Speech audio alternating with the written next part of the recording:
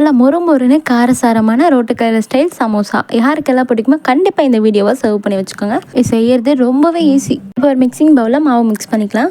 1 cup அளவுக்கு மைதா மாவு எடுத்திருக்கேன். அதே 1 கப் கோதுமை மாவு எடுத்திருக்கேன். உங்களுக்கு மைதா மாவு சேர்க்க வேணாம்னா ஃபுல்லாகவே கோதுமை மாவில் கூட செய்யலாம். இதே மாதிரி கிறிஸ்பியாக தான் வரும்.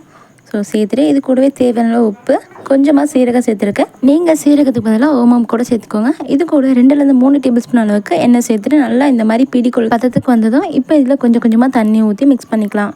2 கப் மாவுக்கு எனக்கு 1லேருந்து 3/4 கப் வரைக்கும் தண்ணி கரெக்டாக இருந்துச்சு. உங்களுக்கு கூட குறைஞ்சுன்னா கொஞ்சம் கொஞ்சமாக சேர்த்து இந்த மாதிரி டைட்டாக பசைஞ்சு எடுத்துக்கோங்க. மாவு டைட்டாக இருந்தால் தான் நல்லா சமோசா மாதிரி கிறிஸ்பியாக வரும். அப்படி இல்லாட்டி தண்ணி ஆயிடுச்சுன்னா கொஞ்சம் அப்படியே பூரி மாதிரி உப்பிடும். ஸோ அதனால தான் டைட்டாக பசைஞ்சு எடுத்துக்கோங்க. இப்போ மாவை 20 to 25 மினிட்ஸ் வரைக்கும் ஊற வச்சுருங்க. இப்போ மசாலா ரெடி பண்ணிக்கலாம். பேனில் 2லேருந்து 3 டேபிள் ஸ்பூன் அளவுக்கு எண்ணெய் சேர்த்துட்டு இது கூடவே 1/4 ஸ்பூன் ஜீரகம், 1/2 டீஸ்பூன் இஞ்சி பூண்டு பேஸ்ட் சேர்த்து நல்லா வதக்கி விட்டுக்கோங்க. இப்போ இது கூடவே வேக வச்சு மேஷ் பண்ணி வச்சுருக்க உருளைக்கிழங்கு சேர்த்துக்கலாம். இப்போ நிறைய மேஷ் பண்ண தேவையில்லை, கொஞ்சம் அங்கங்கே கட்டியிருந்தாலும் ஓகே தான். இப்போ இது கூட 1 டேபிள் ஸ்பூன் அளவுக்கு மிளகாய்த்தூள், தேவையான உப்பு சேர்த்துட்டு நல்லா மிக்ஸ் பண்ணி எடுத்துக்கோங்க. இந்த மெத்தட் தான் ரோட்டுக்கடை ஸ்டைலில் இருக்கும். அப்படி உங்களுக்கு வேணும்னா இது கூடவே வேக வச்சுருக்க கேரட், பீன்ஸ், பட்டாணி, சுண்டல் இது வேணாலும் சேர்த்துக்கலாம். அவ்வளோதான், மசாலா ரெடி. இப்போ இதை ஸ்டஃப் பண்ணிக்கலாம். ஊற வச்ச மாவை கொஞ்சம் பெருசு பெருசாக இப்படி டிவைட் பண்ணி வச்சுக்கோங்க. இப்போ சப்பாத்தி கட்டியில் கொஞ்சமாக மாவை டஸ்ட் பண்ணிவிட்டு அதுக்கு மேலே இப்போ சப்பாத்தி உருட்டுற மாதிரி மாவை வச்சு உருட்டி எடுத்துக்கலாம். கொஞ்சம் தடியாக இருக்கணும். இப்போ அதை 2ஆக கட் பண்ணி எடுத்துக்கலாம். இப்போ அதில் ஒரு பாதி எடுத்து இந்த மாதிரி கோன் ஷேப்புக்கு மடிச்சு எடுக்கணும்.